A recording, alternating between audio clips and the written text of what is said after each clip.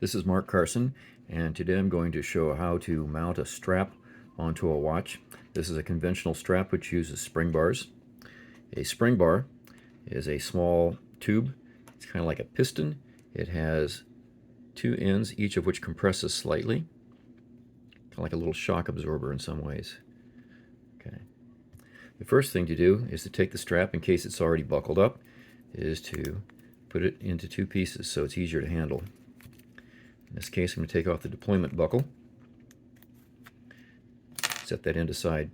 So now I'm going to take the large end, that goes on the bottom.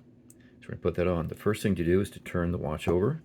Always work from the back, so in case you scratch the case, which you never want to do, you certainly don't want it to be more visible on the top.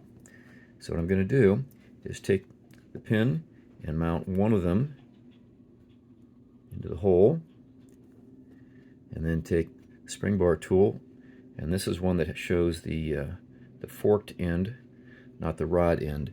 Now I'm going to gently compress the end of the spring bar, place it down in there, and get it placed in. Now, it may look like it's in, and it may not, so make sure you tug and you pull pretty hard. See, like in that case, it came out. So while it looked like it was in, it really wasn't.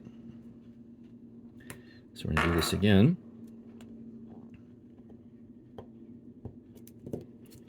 And again, you may have to wiggle it around a little bit until it actually seats into the hole.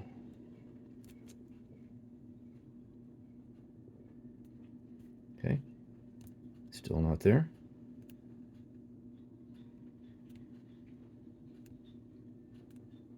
There, oops. Okay, now we're going to do the same thing with the other end. So I'm just going to close up the buckle.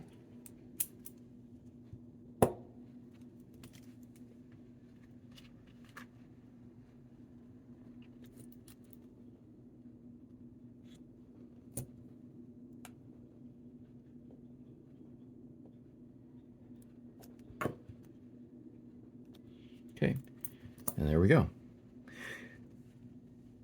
It's all mounted. Now to remove the strap from the watch is kind of like the reverse process, but it depends on the lugs. For instance, on this Kailua, it has what we call drilled through lugs. That means there's a little hole here, which means that the hole that the spring bar fits into goes all the way through the lug and is visible on the outside. So now I'm going to take a spring bar tool at the end of it that has a rod tip, so it's just a rod tip. You can take that gently, put that into the hole, press down a little bit, and that will then compress it, and that allows you then to pull the strap out. Same thing on the other end. Now I'm not going to do this. Instead, I'm going to show you how you do it if you don't have those holes. If you have conventional lugs, they don't. And you take your forked end of a spring bar tool, and you come in and you very gently, try not to scratch anything, try not to destroy the leather, and get in there and compress the spring bar tool, and there it goes, and it's out.